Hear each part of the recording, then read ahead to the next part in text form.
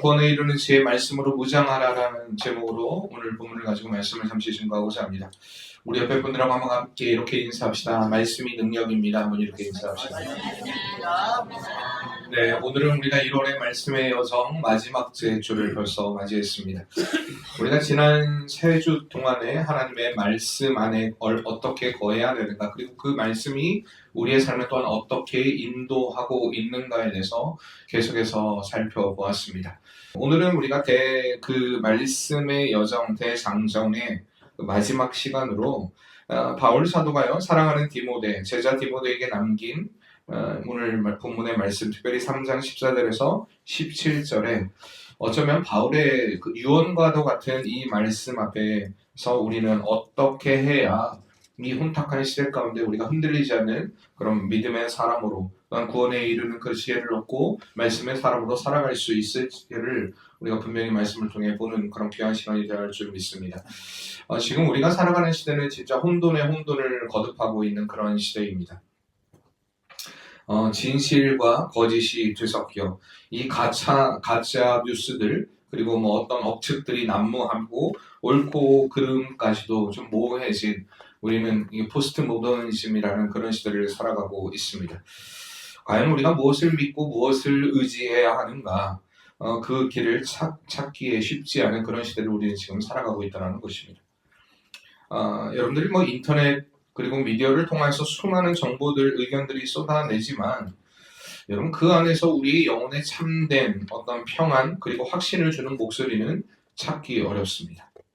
이것이 진리다라고 단정하면서 또한 이야기를 할 때에 여러분, 그 자체가 불편하게 여겨지는, 어떻게 보면 이 상대주의적인 그런 시대를 우리는 지금 살아가고 있다는 것입니다. 그래서 그리스도인들조차도 때때로는 이 세상의 가치관과 이 복음의 진리의 사이에서 갈팡질팡하는 그런 모습을 보이기도 합니다. 오늘 디모데 후서를 기록한 이 디모데가 살던 이 시대도 바로 그런 시대였다는 것입니다.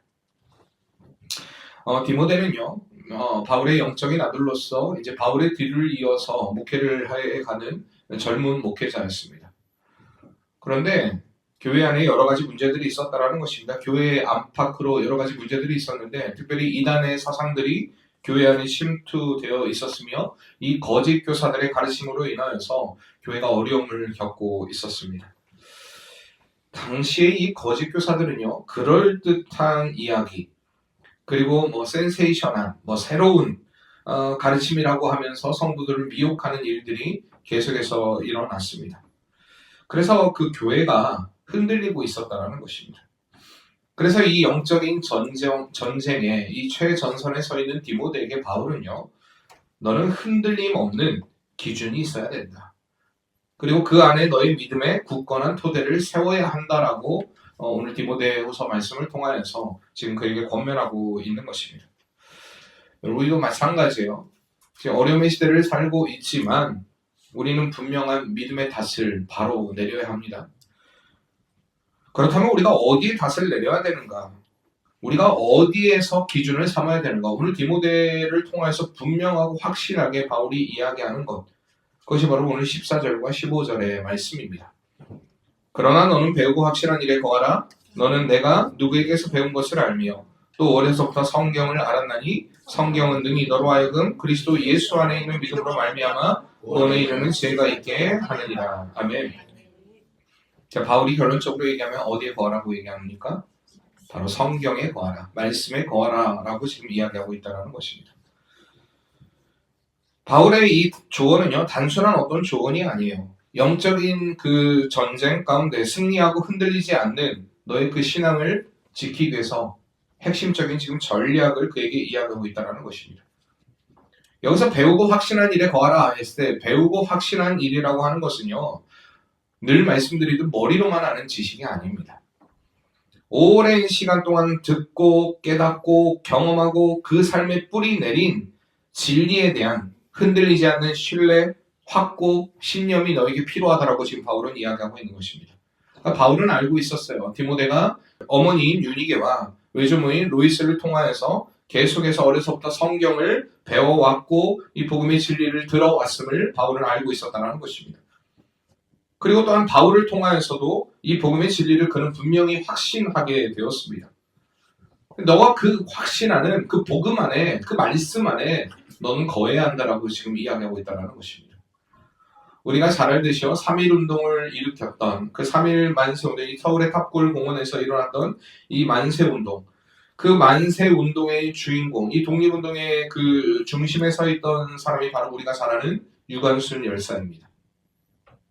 너무나 어린 나이였잖아요. 사실 16세, 17세 그 어린 나이에 나라의 독립을 외친다는 건 쉬운 일이 아니에요. 그런데 그가 그 수많은 박해와 고통 속에서도 이야기했던 것은, 그가 했던 유명한 이야기가 바로 이것입니다. 내 손톱이 빠지고 내 코가 잘리고 내 귀가 잘리고 내 손발이 부러져도 내가 그 고통은 이길 수 있으나 나라의 그 고통은 참을 수가 없다. 나라에 바칠 목숨이 이 하나밖에 없는 것이 이 소녀의 유일한 슬픔이다라고 그녀는 고백했습니다. 그리고 나서 결국에는 어쨌든 일본 그 헌병들의 여러 가지 회유, 협박 그 가운데서도 흔들리지 않고 결국에는 죽음에 이르렀지만, 여러분 그가 그렇게 굳건하게 흔들리지 않을 수 있었던 것은요, 어려서부터 교회에서 배운 기독교의 신앙, 하나님의 말씀이었다는 것입니다. 그래서 그녀의 일기장을 보면요, 나라를 위한 기도가 계속 적혀 있어요. 그리고 그와 함께 하나님의 말씀에 성경 구절들이 빼곡하게 적혀 있었다고 합니다. 여러분, 우리가 구원에 이르는 지혜, 그 구원에 이르는 지혜를 어디서 얻을 수 있는가? 바로 하나님의 말씀을 통해 얻게 된다는 사실입니다. 그녀가 죽음 앞에서도 당당하고 흔들리지 않은 독립운동을 할 수 있었던 것은요, 바로 말씀 안에 세워진 진리 때문이었습니다. 오늘날 앞서 얘기했듯이 우리는 수많은 정보 가운데 살아가고 있습니다. 그런데 이 시대 가운데 진정으로 우리에게 필요한 것은 어떤 많은 양의 정보가 아니라는 것입니다. 바로 진리에 대한 확신. 우리를 흔들리지 않고 견고하게 버틸 수 있게 하는 그 진리에 대한 확신이 필요합니다. 그리고 그 진리는 무엇인가? 바로 하나님의 말씀이라는 것입니다. 그 말씀 안에 우리가 거해야 한다는 것. 우리가 구원에 이르는 유일한 지혜, 오늘 15절의 말씀에 성경은 능히 너로 하여금 그리스도 예수 안에 있는 믿음으로 말미암아 구원에 이르는 지혜가 있게 한다라고 분명히 바울은 이야기하고 있습니다. 세상은요, 성공과 번영의 지혜를 계속해서 가르치고 있습니다. 그러나 그 어떤 세상의 지혜도 우리를 우리의 영혼을 죄와 사망에서 구원하고 영원한 생명으로 인도한다라는 그런 가르침은 없다라는 것입니다. 구원을 받은 삶, 영생을 얻는 삶은요, 오직 성경을 통해서 얻을 수만 있는 유일한 지혜라는 사실을 여러분 확신하시길 바랍니다. 그러니까 이 성경은 인류의 가장 근원적인 문제, 죄에서부터의 구원받는 유일한 길은 바로 오직 예수 그리스도라고 우리에게 명확하게 제시하고 있다는 것입니다. 여러분, 이 지혜가요, 어떤 뛰어난 지능이 있다고 해서, 또한 뛰어난 학식을 가지고 있다고 해서 얻을 수 있는 건 아닙니다. 오직 예수 그리스도 안에 있는 믿음으로 말미암아 주어지는 하나님의 특별한 은혜이고 선물이다라고 분명히 이야기합니다. 이 지혜가 있어야 우리 안에 참된 소망과 참된 안식이 있다라고 성경은 또 우리에게 이야기하고 있습니다. 그래서 우리는 늘 말씀을 통해 우리의 삶의 정답을 찾아야 돼요. 내가 가지고 있는 어떤 생각, 경험, 또 세상에서 나오는 정보를 가지고 우리의 삶의 기준을 세워가는 것이 아니라 하나님의 말씀인 성경을 통해 여러분의 삶을 굳건히 세워갈 수 있는 그런 복된 성도의 삶이 되시길 바랍니다. 그 성경은 어떻게 기록되어 있는가? 오늘 16절 말씀에 우리 오늘 암송 말씀이기도 하죠. 모든 성경은 하나님의 감동으로 된 것으로 교훈과 책망과 바르게 함과 의로 교육하기에 유익하다라고 이렇게 이야기합니다. 여러분, 이 성경에 대한 가장 진리를 우리에게 가르쳐주는 말씀 가운데 하나가 바로 오늘 본문의 말씀이에요. 여기 하나님의 감동으로 되었다라는 것, 원어로 직역을 한다면요, 하나님의 숨결이 닿은, 하나님의 의에 호흡된, 그리고 하나님의 영으로 감동된 이런 뜻을 가지고 있는 그런 단어입니다. 여러분, 이것은 단순히 어떤 성경이라는 것이 인간의 지성이나 문학적 재능을 가지고 탄생한 결과물이 아니라 하나님 자신의 생명력 있는 숨결, 영으로 기록된 말씀이다라고 지금 우리에게 가르쳐주고 있다는 것입니다. 성경은요, 사람에 의해 기록되어 있어요. 성경을 기록한 약 40명의 저자들은요, 그들은 어떤 수동적인 필사자들이 아니었다는 것입니다. 뭐 성경에 많은 영감설이 있어요. 조금 어려운 이야기들이지만 기계적으로 이 성경이 기계적으로 야 받아 적어라, 연아야 너 이거 받아 적어라, 제가 이야기를 해서 그 기계적으로 받아 적은 게 아니라는 거예요. 그 성경을 기록한 그 사람들의 지식, 문화적 배경, 뭐 개성, 언어, 뭐 능력, 그 모든 것을 다 사용하셨어요. 그리고 그들을 통해서 기록하게 하셨습니다. 근데 그 과정 가운데 하나님의 영이 역사했다라는 것입니다. 그리고 오류가 없도록 진리의 말씀을 기록하도록 하셨습니다. 우리는 이것을 유기적 영감설이라고 해요. 그리고 그 영감된 하나님의 말씀에는 오류가 없다. 그래서 우리가 믿는 성경은요, 완전 축자, 유기적 영감설이라는 우리가 그 설을 믿고 있습니다. 성경에는 오류가 없다라고 믿고 있어요. 이처럼 성경은 하나님의 감동으로 된 것이기 때문에 성경은 절대적인 권위를 갖고 어떤 오류도 없는 하나님의 말씀. 그러니까 다시 말하면 이 성경은 성경의 최종적인 저자는 인간이 아니라 인간을 사용하셨지만 곧 하나님이시다라는 것을 분명히 우리에게 이야기한다는 것입니다. 여러분, 이런 점이 바로 세상의 책들과 성경의 가장 크게 다른 점입니다. 세상의 철학서, 자기계발서, 종교 경전들은요, 인간의 지혜 또한 영적인 탐구의 결과일 수 있지만 성경은 살아계신 하나님의 목소리라는 사실을 여러분 꼭 기억하시길 바랍니다. 그러니까 우리가 확신해야 될 건 바로 이것입니다. 성경은 하나님의 감동으로 된 것이다라는 것. 이 하나님의 감동으로 된 우리가 성경을 정말 믿는다면 그 말씀을 우리 인간의 기준으로 판단하거나 어떤 부분적으로 받아들이는 어리석음을 범해서는 안 된다는 거예요. 그 말씀 앞에 우리는 철저하게 순종해야 됩니다. 내가 순종하고 싶은 말씀만 순종하고 내가 좋아하는 말씀만 순종하고 이 부분은 조금 내가 아닌 것 같아. 내 스스로가 성경을 거부하는 어리석음을 범하지 말고 이 성경을 성경 그대로 우리는 받아들여야 됩니다. 그리고 무엇 해야 되느냐? 겸손히 순종하고 복종해야 한다는 것입니다. 하나님이 말씀하시면 만물이 그대로 이루어진 것처럼 우리의 삶 속에서도 그 말씀이 동일한 권능과 능력을 발휘할 수 있도록 우리가 해야 할 일은 그 말씀 앞에 엎드려지는 것입니다. 완전하게 엎드려지는 거예요. 하나님의 말씀을 우리가 진짜 믿는다면 그 말씀을 내 지식으로만 가지고 있는 것이 아니라 우리의 삶의 모든 영역에서 그 말씀이 요구하는 대로 살아가려고 노력하고 그 말씀의 권위에 복종하며 그 앞에 꿇어 엎드려지며 순종하는 길이 바로 그리스도인의 합당한 믿음의 자세라는 것을 여러분 분명히 기억하시길 바랍니다. 오늘 바울 사도는요, 하나님의 말씀으로 이 감동된 성경이 우리에게 구원에 이르는 지혜를 줄 뿐만 아니라 우리의 삶 속에서도 실질적으로 하나님의 사람으로 온전하게 하는 4가지의 본질적인 그러한 유익이 있다라고 오늘 설명하고 있습니다. 그게 바로 16절에서 17절 말씀이에요. 자, 16절에 아까 이야기했듯이 모든 성경 하나님의 감동으로 된 것으로 오늘 우리에게 4가지를 교육합니다. 첫째가 무엇입니까? 교훈입니다. 교훈. 성경은 우리에게 교훈을 준다라는 것입니다. 성경의 교훈은 우리에게 유익합니다. 성경은요, 하나님이 누구신가, 인간이 누구인가, 그리고 죄가 무엇인가, 또한 구원이 어떻게 이루어지는가 등등 우리의 삶의 근본적인 진리를 분명히 가르쳐 줍니다. 이 세상의 가치관과 혼란스러운 세상 속에서 우리가 무엇이 옳은 일인지 정말 분별하기 어려운 시대를 살아가고 있지만 그 가운데 성경은 우리에게 흔들리지 않는 진리의 닷이 되어서요, 우리의 생각을 바르게 정립하고 삶의 분명한 방향을 제시해주는, 또한 우리에게 무엇을 믿어야 하는가를 분명하게 가르쳐주는 그러한 말씀이라는 사실을 여러분 꼭 기억하시길 바랍니다. 두 번째는 무엇을 얘기합니까? 자, 책망과라고 얘기합니다. 책망. 성경은요, 우리의 죄와 허물을 지적합니다.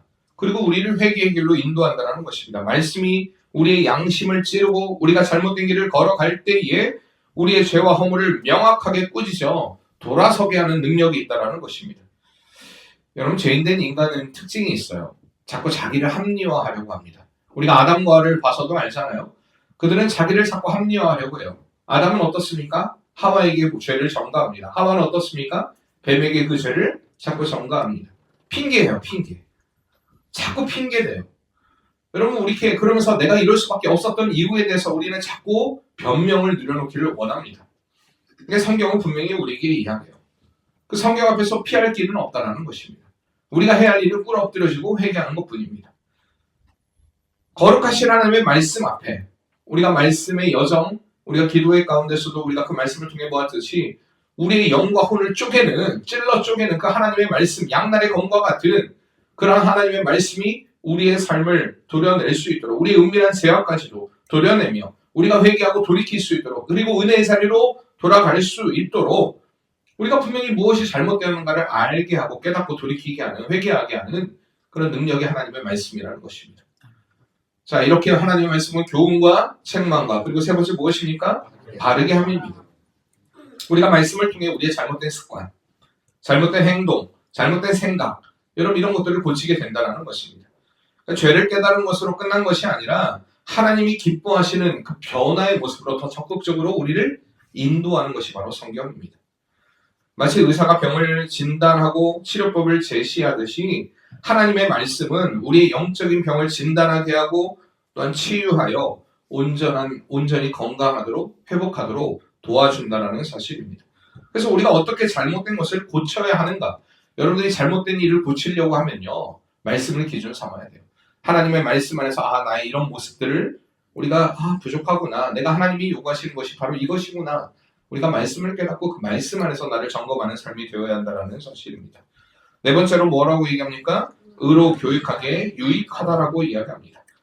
여러분 성경은요, 하나님의 백성으로 우리가 늘 성화되도록 거룩한 삶을 살아가도록 이끌어갑니다. 지속적으로 훈련을 시키고 양육시키고 하나님의 성품을 닮는 온전한 그리스도인으로 성장하도록 도와준다는 것입니다. 그래서 이 과정을 통해 우리는 단순히 죄를 짓지 않는 것을 넘어서 더 적극적으로 하나님의 영광을 위해 행할 수 있는 그런 믿음의 삶을 살도록 합니다. 다시 말하면 어떻게 하면 우리가 하나님이 기뻐하시는 온전한 올바른 삶을 살아갈 수 있을까? 이 방향을 분명히 알려준다는 사실입니다.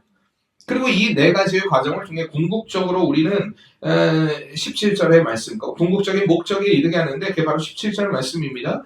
이는 하나님의 사람으로 온전하게 하며 모든 선한 일을 행할 능력을 갖추게 하려 한다라고 얘기합니다. 여기 보면요, 온전하게 한다. 이게 완전하게 준비된 온전한 장비를 갖춘 능력 있는 사람으로 성경은 계속해서 우리를 성장하게 한다는 것입니다. 그래서 우리를 모든 면에서 결함이 없이 완성시키고 하나님이 맡기신 모든 선한 일을 감당할 수 있는 사람으로 무장시켜준다는 것을 이야기하고 있습니다. 우리가 미국의 제16대 대통령이었던 아브라함 링컨을 보면요, 그는 평생 성경을 사랑했던 사람이었습니다.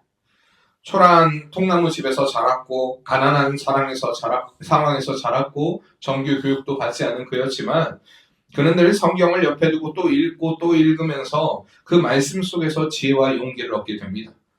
그리고 남북전쟁이라는 커다란 시련 앞에서 온 국민이 좌절하고 낙심할 때 링컨은 하나님의 말씀을 깊이 뿌리내린 믿음으로 국민들을 통합하고 인류 역사에 큰 발자취를 남기게 됩니다. 여러분 그의 마지막 고백은 이겁니다. 나는 성경을 믿습니다. 그것은 하나님께서 인간에게 주신 최고의 선물입니다. 하나님 없이 우리는 옳음을 알 수 없습니다. 이게 바로 링컨의 고백이었습니다. 그래서 그는 그 말씀의 힘으로 노예 해방이라는 위대한 업적을 이룰 수 있었다는 것입니다. 여러분 우리가 말씀으로 무장할 때 우리의 삶은요 반드시 변화를 일으킵니다. 여러분이 말씀으로 무장하게 되면 여러분이 가는 그곳은 변화의 역사가 일어납니다. 반드시 변화의 역사가 일어나요. 저는 요즘에 우리 교인들 가운데 그렇게 말씀으로 인하여 변화되어가는 사람들을 보게 됩니다. 평소에는 별로 그렇게 안 했을 텐데 이제 말씀이 점점점 그의 삶 가운데 들어오기 시작하고 말씀으로 인하여 삶을 결단하면서 내가 해야 할 일과 멈춰야 될 일을 점점 구분하면서 그렇게 말씀대로 살아가기를 힘쓰는 이들을 보게 된다는 것입니다. 여러분 이것이 그리스도인의 삶입니다. 수동적으로 세상에 이끌려가는 삶이 아니에요. 말씀이라는 강력한 무기로 무장하여 여러분 어둠의 세력과 싸워야 됩니다. 하나님의 선한 뜻을 이루어가는 능동적인 삶의 역사를 우리의 삶 가운데 보여야 한다는 것입니다.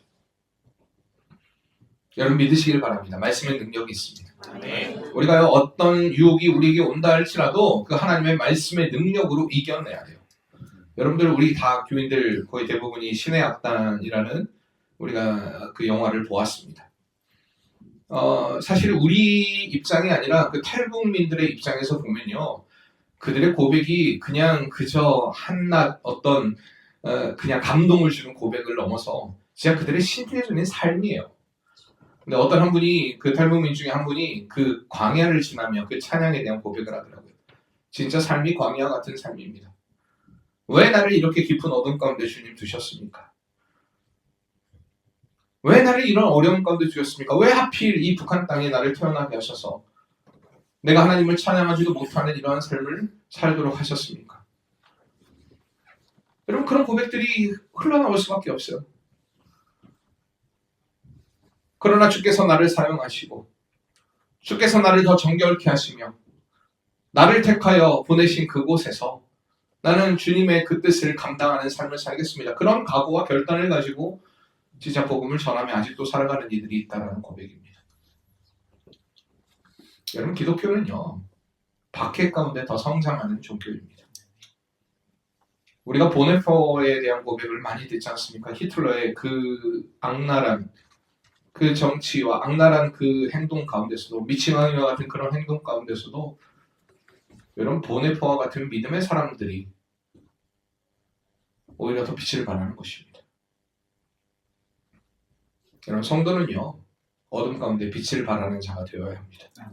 어두운 세상 가운데 더욱더 그리스도 예수로 인하여서 하나님의 말씀으로 인하여서 무장됨으로 여러분도 빛나는 그런 삶이 되어야 할 줄 믿습니다. 우리 한번 옆에 분들과 이렇게 인사합시다. 예수로 인하여 빛나는 삶을 삽시다. 여러분 그리스도인들은요 절대 세상의 유혹에 그냥 이끌림받는 삶이 아니에요. 수동적으로 살아가는 삶이 아니에요. 말씀으로 인하여서 우리의 인격을 형성하고 악의 세력과 싸워 이기며 세상에서 빛과 소금과 빛의 역할을 감당할 수 있는 여러분 능력을 나타내는 삶이 바로 그리스도인의 삶입니다. 오늘 17절에 말하고 있는 모든 선한 일, 여러분 이 선한 일이라는 것이 단순한 어떤 봉사를 이야기하는 게 아닙니다. 하나님의 나라를 확장해가고 이 땅에 하나님의 뜻을 이루는 여러분 모든 그런 일들을 포함하고 있는 그런 단어예요. 그러니까 우리가 말씀의 능력으로 사로잡힐 때 그 능력으로 인하여 앞서 얘기했듯이 세상을 변화시키는 그 능력의 사람으로 서게 된다는 사실입니다. 여러분도 우리가요 2026년 말씀의 여정을 1월 중에 함께 걸어오면서 여러분 말씀의 놀라운 능력에 대한 이야기도 들었습니다.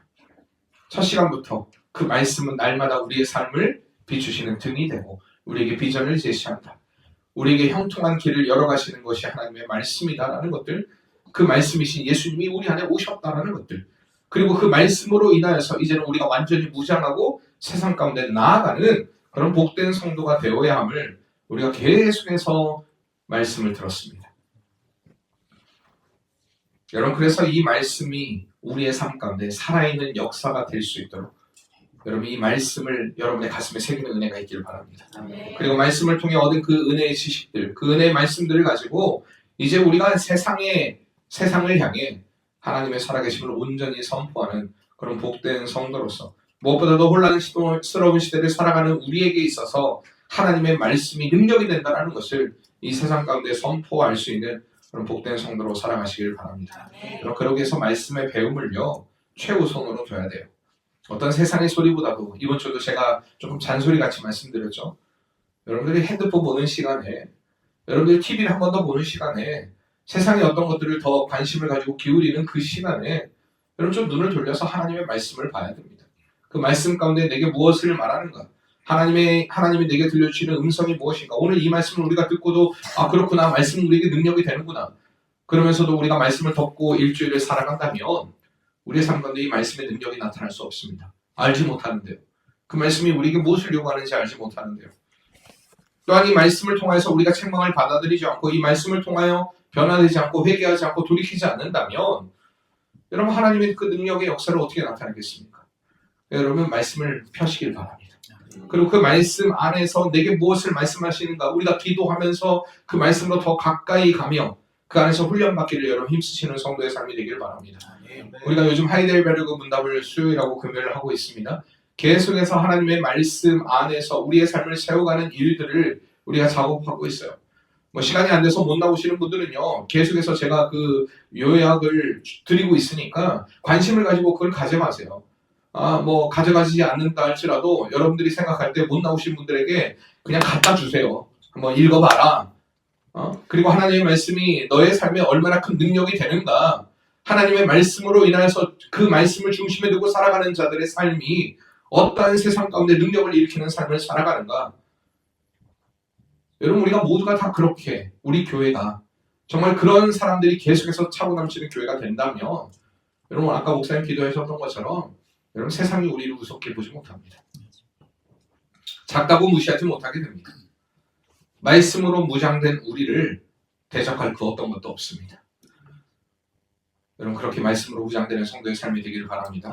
늘 말씀 안에서 말씀으로 무장됨으로 인해서 2026년 정말로 말씀의 놀라운 능력을 나타내는 그런 성도로 살아가는 복된 성도의 삶이 되시길 바랍니다. 우리 옆에 분들하고 다시 한번 인사합시다. 말씀의 놀라운 능력으로 살아갑시다. 한번 이렇게 합니다. 때론 우리에게 안개와 같은 상황이 펼쳐질 수 있습니다. 그럼에도 불구하고 우리에게를 선한 길로 인도해 가시는 그 하나님의 놀라운 능력을 의지하며 흔들리지 않는 믿음으로 굳건히 서가는 성도의 삶이 되기를 바랍니다.